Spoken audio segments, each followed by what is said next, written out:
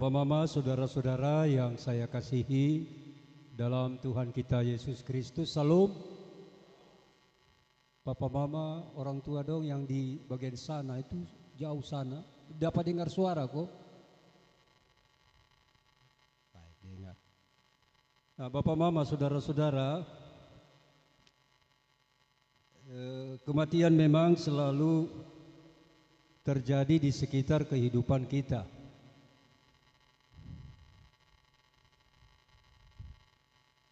Dia waktu kedukaan yang lalu di Pohonitas saya katakan kematian itu sudah dekat dengan kita. Cuma tinggal tunggu kapan dia sentuh kita saja. Pemazmur bilang apabila angin melintasinya, tinggal sontosa sujadi. Jadi sudah dekat dengan kita. Dia bukan sesuatu yang jauh. Dan dia selalu ada di aktivitas. Aktivitas baik itu di tempat kerja orang bisa mati, apakah di kantor, di pasar atau di mana saja. Baik di rumah orang sedang menyapu, memasak, beraktivitas orang juga bisa mati.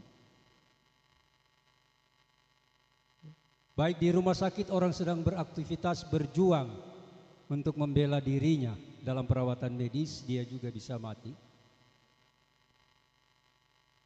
Baik di rumah juga orang sakit sedang berjuang bersama dengan keluarga berdoa siang dan malam, dia juga bisa mati.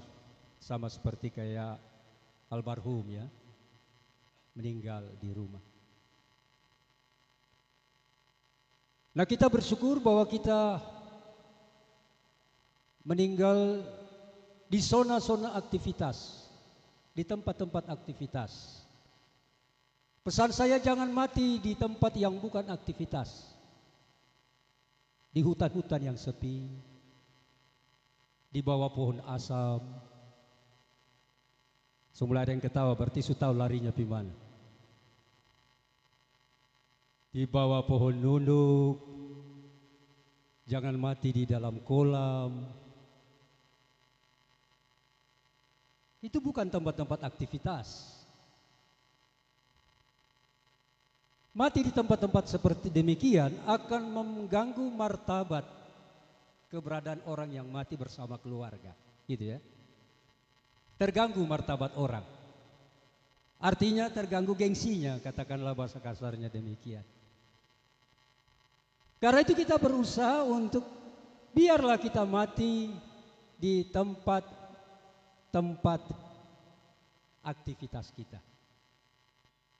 Kalau ada orang yang pandai beralkitab, dia akan tanya saya, kenapa Pak Pendeta, Yesus mati di bukan tempat aktivitas, di Golgota itu bukan tempat aktivitas.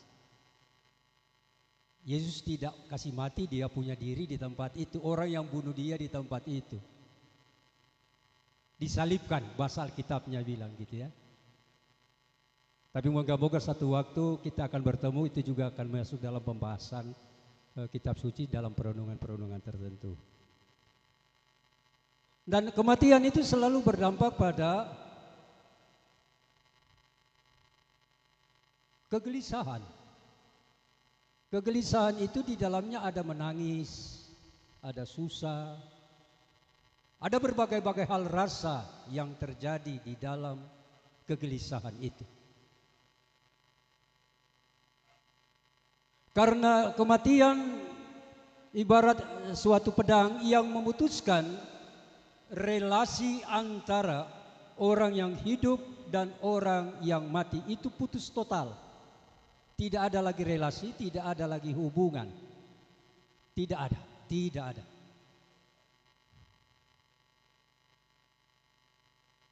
Karena itulah wajar kalau orang merasa sedih, orang merasa ada di dalam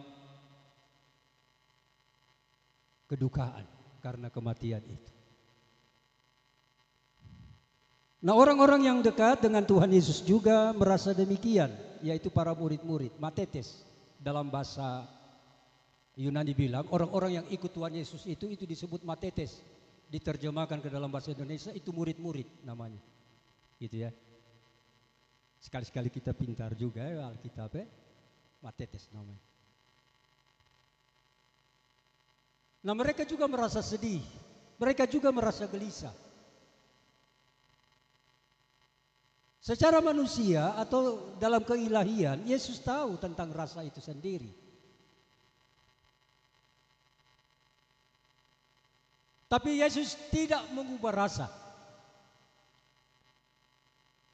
Yesus tidak mengganti rasa kegelisahan daripada murid-murid. Singkirkan rasa kegelisahan, lalu ganti dengan rasa yang sukacita. Tidak. Yesus tidak pernah ada pakai metode demikian. Tapi bagaimana murid-murid ada di dalam rasa kegelisahan itu, lalu Yesus hadir dengan sebuah pesan. Janganlah gelisah hatimu, percayalah kepadaku. Dia tidak mengganti rasa. Percayalah kepadaku, percayalah juga kepada Bapakku. Karena di dalam rasa kegelisahan itu, jangan sampai murid-murid mengalami kehilangan kepercayaan. Karena orang gampang kehilangan kepercayaan kalau dia sudah kecewa. Apalagi kalau sudah kecewa berat, orang akan kehilangan kepercayaannya.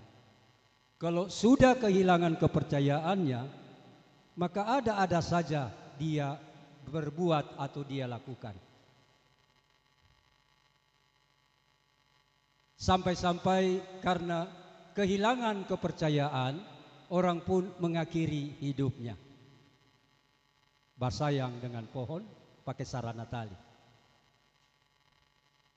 Karena kehilangan kepercayaan. Nah, Yesus tidak mau anak-anaknya terjadi seperti demikian. Berperilaku seperti demikian. Bahwa apapun yang terjadi, yang dialami oleh murid-murid, Yesus memberi pesan, jangan gelisah. Supaya jangan gelisah, maka pakailah pesan yang Yesus katakan, percayalah kepadaku. Karena kepercayaan itu akan mengimbangi orang yang ada di dalam kegelisahan. Hal itu dikatakan kepada dia ketika murid-murid sudah mulai merasakan nuansa keterpisahan, bahwa Yesus akan meninggalkan dia untuk mereka untuk selamanya. Dan mereka merasa sedih. Secara manusia tentu hal itu adalah wajar-wajar saja. Mereka sangat merasa ada di dalam kegelisahan. Nah, saudara-saudara yang terkasih di dalam Tuhan kita Yesus Kristus, lebih jauh Injil Yohanes mengatakan bahwa Yesus memesan demikian karena Yesus punya alasan tersendiri. Bahwa dia pergi bukan karena unsur kesengajaan supaya murid-murid itu sedih, supaya murid-murid itu gelisah, supaya murid-murid itu susah, supaya murid-murid itu berduka cita. Tidak demikian. Tapi Injil Yohanes mengutarakan pendasaran bahwa Yesus akan pergi adalah oleh karena ada satu tugas tertentu bagi dia. Yaitu dia harus menyiapkan rumah. Nanti kita akan tahu, ikuti saja perenungannya. Dia akan menyiapkan rumah.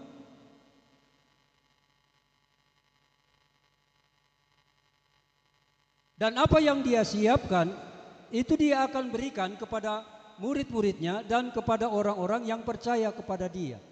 Dia beri secara gratis. Sekarang saya bawa saudara masuk Alkitab. Rumah apa yang dia membuat? Nah, Bapak Mama, saudara-saudara, dalam naskah asli disebut ada dua kata, ada priti untuk rumah dan ada oikos untuk rumah. Lalu bahasa asli ini diterjemahkan ke dalam bahasa Inggris, tidak boleh langsung terjemahan ke Indonesia. Diterjemahkan ke bahasa Inggris baru diterjemahkan masuk ke dalam bahasa Indonesia. Diterjemahkan ke dalam bahasa Indonesia, rumah ada house dan ada apa? Home.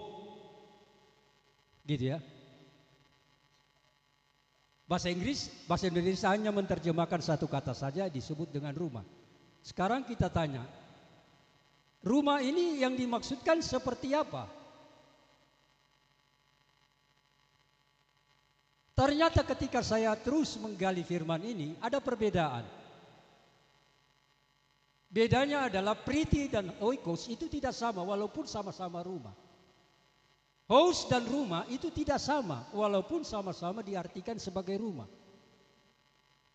Kalau priti adalah rumah saja secara fisik. Tapi padanya tidak ada sentuhan keindahan, tidak ada sentuhan kebahagiaan, tidak ada unsur kehidupan kebahagiaan di dalam priti itu sendiri. Sehingga naskah asli tidak memakai priti tetapi dia memakai oikos. Dan Alkitab dalam bahasa Inggris disebut dengan home, bukan house. Jadi dengan demikian, house itu adalah rumah saja tapi tidak ada sentuhan kehidupan, tidak ada sentuhan keindahan, tidak ada kebahagiaan, rumah saja. Seperti rumah hampa begitu.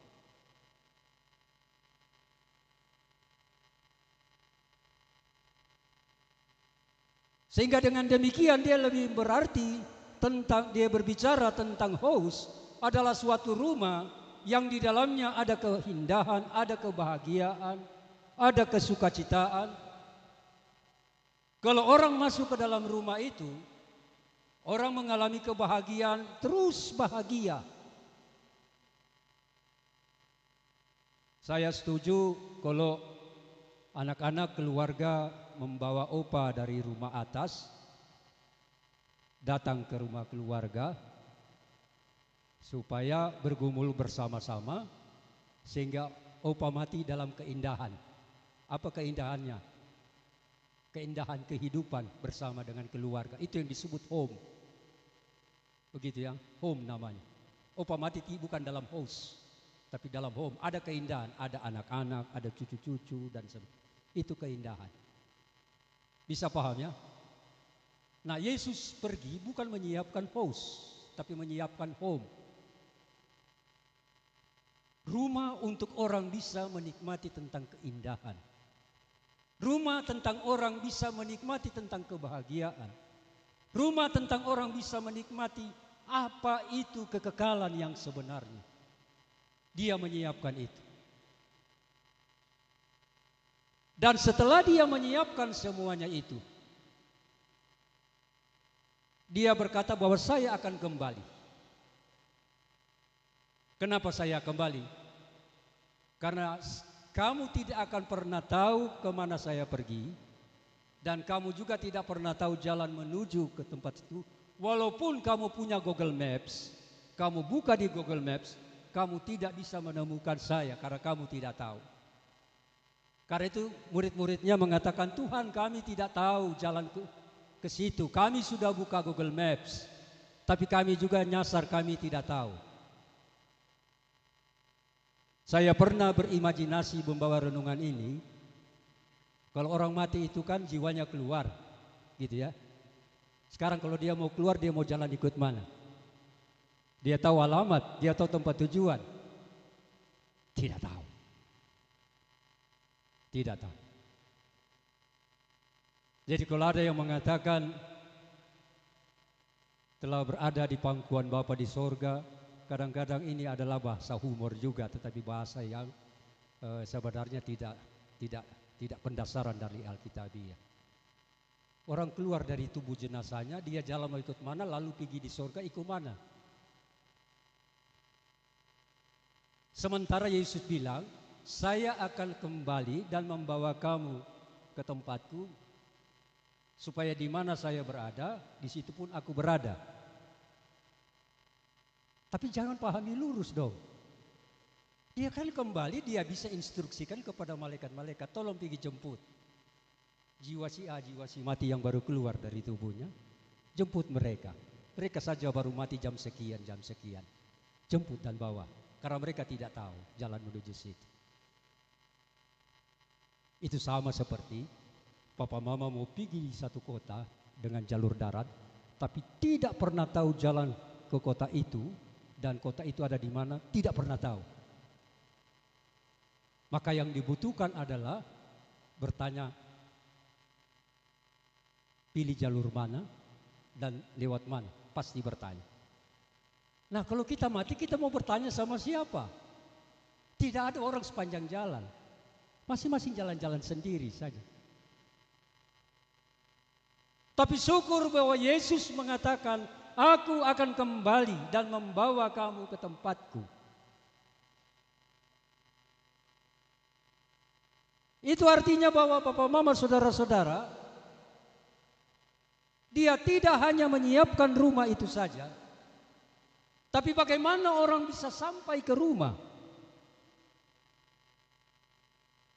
Maka dengan demikian, dia membuat sebuah solusi bahwa dia harus kembali dengan mekanisme, dengan sistem yang ada bagi dia.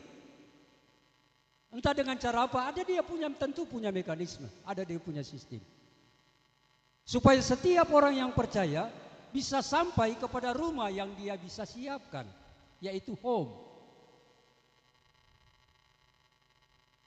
Sehingga dengan demikian orang bisa dapatkan kebahagiaan. Orang bisa menikmati tentang kekekalan hidup yang tidak disentuh lagi oleh sakit penyakit, oleh kesusahan, oleh penderitaan, oleh air mata dan sebagainya. Tidak bisa disentuh lagi. Itu artinya apa ya? Ternyata Injil berbicara bahwa keselamatan jiwa itu bukan cuma hidup yang kekal.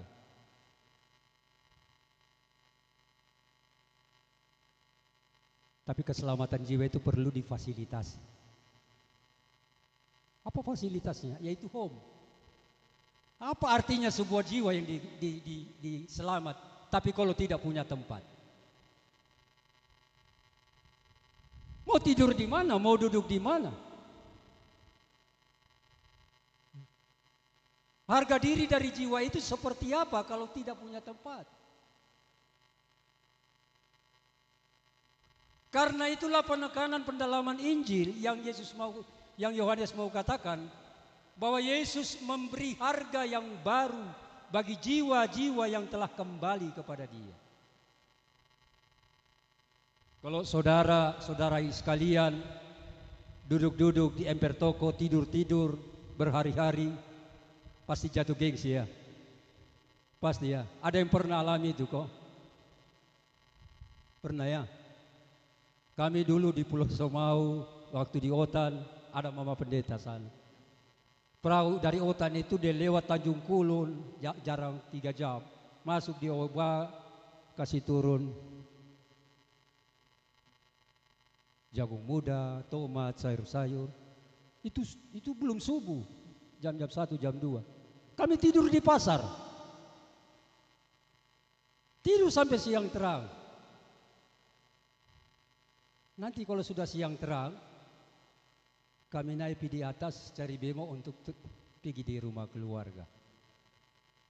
Itu orang Otan pun gaya hidup dulu. Tapi sekarang Tuhan angkat orang Otan pun kehidupan ya. Sudah diberi martabat yang baru. Nah, Bapak Mama, saudara-saudara yang terkasih dalam Tuhan, keselamatan jiwa bukan hanya sekedar sesuatu yang mau dicapai. Tetapi keselamatan jiwa adalah sesuatu yang harus dilengkapi dengan sebuah nilai yang baru, dengan fasilitas yang mencukupi. Supaya dengan demikian ia dapat merasa happy, ia merasa berbahagia.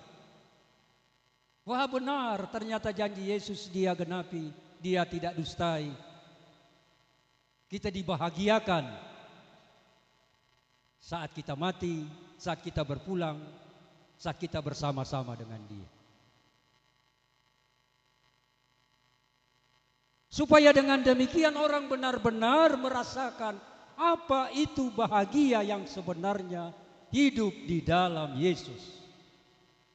Sekali lagi, Yesus Injil tidak hanya berbicara tentang keselamatan jiwa, tapi Injil juga berbicara bahwa Tuhan yang kembali adalah Tuhan yang mempersiapkan, yang membangun, yang memberi fasilitas kepada jiwa-jiwa yang percaya. Mau cari Tuhan seperti demikian di mana tidak ada. Tuhan banyak bisa selamatkan, tapi apakah Tuhan itu bisa bikin fasilitas dalam keselamatan itu sendiri? Tidak ada. Tidak ada Tuhan seperti demikian. Karena itulah dia yang mengatakan tadi Nona siapa? Cika menyanyi, akulah jalan keselamatan dan hidup. Itu bahasa Injil yang datang dari Injil Yohanes 14. Karena itulah dia mengatakan, akulah jalan kebenaran dan hidup. Kalau mau menikmati kebenaran, untuk merasakan kebahagiaan yang sejati, maka jalanlah bersama-sama dengan dia dalam komitmen yang kuat. Untuk terus berjalan dan berjalan sampai akhir hayat kehidupan ini. Supaya dengan demikian orang mendapatkan kehidupan yang sebenarnya. Inilah yang membedakan Yesus yang mati dengan orang yang mati. Kalau Yesus yang mati, dia mati selain untuk menggenapkan nubuat Nabi dalam rangka keselamatan. Yesus yang mati, dia mati untuk membangun rumah, place of rest, dalam sebuah kota yang indah. Orang yang mati bukan pergi lagi untuk membangun rumah, tapi untuk menikmati rumah. Itu maksudnya, jelas ya? Yesus yang mati pergi untuk membangun rumah. Aku pergi menyiapkan rumah bagimu, supaya di mana aku berada, di situ pun kamu berada. Nah, orang yang mati tinggal pergi saja, dijemput dan sebagainya, untuk menerima rumah pemberian tersebut. Tapi apakah kita terima gratis? Ya gratis, tanpa cicil, tanpa uang muka. Yang penting pada dirimu adalah ada tidak sertifikat ketekunan dan kesetiaan dalam iman. Apakah dirimu bersertifikat dalam ketekunan dan dalam kesetiaan? Tidak. Ya diri kita juga harus kita sertifikasi. Ya. Dalam ketekunan dan dalam kesetiaan untuk tetap berkomitmen berjalan bersama-sama dengan dia. Walaupun sertifikasi itu tidak dalam suatu bentuk yang bisa dapat dilihat. Tapi paling tidak itu bisa dirasakan dalam kehidupan ini. Kita bisa merasakan secara pribadi dan orang lain juga bisa merasakan dari diri dan kehidupan kita. Nah, ini panggilan kekristenan kita. Yaitu bagaimana mensertifikasi keberadaan diri kita untuk tetap ada dalam ketekunan, untuk tetap ada dalam kesetiaan. Bahwa apapun yang terjadi, baik perang maupun damai, baik susah maupun senang, baik sukacita maupun bergumul, tetap percaya kepada dia. Gitu ya. Tetap percaya kepada dia. Karena orang-orang yang percaya adalah orang-orang yang tidak akan pernah berakhir dengan kekecewaan. Tetapi selalu akan berakhir dalam kebahagiaan. Namun sebaliknya, apabila orang-orang yang selalu membiasakan dirinya hidup di dalam keraguan-raguan, bahkan hidup di dalam ketidakpercayaan, maka dia akan berakhir tidak dalam kebahagiaan dan tidak juga dalam kesukacitaan yang ada. Karena itu Bapak, Mama, saudara-saudara yang saya kasihi di dalam Tuhan kita Yesus Kristus, tetaplah kita tekun, setia untuk selalu bersama-sama dengan Dia. Sebagaimana pesan Dia kepada para murid, jangan gelisah hatimu, percayalah kepadaku, percayalah juga kepada Bapakku. Di rumah banyak tempat bagimu. Mau berapa banyak orang saja, Dia sudah menyiapkannya. Bukan Dia akan menyiapkannya, tapi Dia sudah menyiapkannya. Saya sudah pernah lihat tempat itu, tapi tidak usah saya cerita di sini. Kematian yang lalu saya pernah cerita tentang itu. Memang ngeri, dan memang benar apa yang dia katakan. Banyak tempat bagimu. Nah, oleh karena itulah Bapak, Mama, saudara-saudara, pesan firman Tuhan khususnya juga bagi keluarga. Papa telah pergi, tapi dia pergi dengan keindahan di hari tua. Gitu ya. Kita bersyukur karena waktu saya datang dari rumah dengar Papa meninggal, hati saya bersyukur. Ada orang mati di tempat tidak bukan aktivitas orang, sepi-sepi, tapi ini Opa bersyukur. Mati di tengah keindahan, mati di tengah keluarga sedang berkumpul yang ada. Itu keindahan namanya. Nah, saya berharap Papa Mama juga besok-besok bisa berakhir dengan keindahan yang ada. Amin. Atau ada yang tidak mau mati-mati di sini? Silakan, tidak apa-apa. Kalau tidak mau mati-mati, nikmati penderitaan itu seumur hidup. Ya. Tapi kita semua akan berpulang. Tapi baiklah kita berpulang dengan keindahan-keindahan tertentu, supaya dengan demikian walaupun keluarga menangis, keluarga berduka cita, tetapi tangis dan duka cita itu adalah menjadi sesuatu makna dalam kekayaan kehidupan beriman mereka juga, bukan menjadi suatu kesia-siaan. Karena itu jadikanlah kepulangan Opa yang telah meninggalkan Oma, meninggalkan anak-anak, cucu-cucu, dan semua rumpun keluarga besar yang terkait, rumpun keluarga Lailai Tabun, keluarga Bislisin, bahkan rumpun keluarga lainnya yang terkait dengan keluarga besar Lau. Jadikanlah duka cita ini sebagai bagian daripada kekayaan iman, karena itu adalah kenyataan hidup. Sehingga dengan demikian kita tidak hanya berduka, tapi kita juga senantiasa dapat merasakan kasih, penghiburan, dan kekuatan dari Tuhan yang selalu bersama-sama dengan kita siang dan malam, susah dan senang di kehidupan ini. Amin.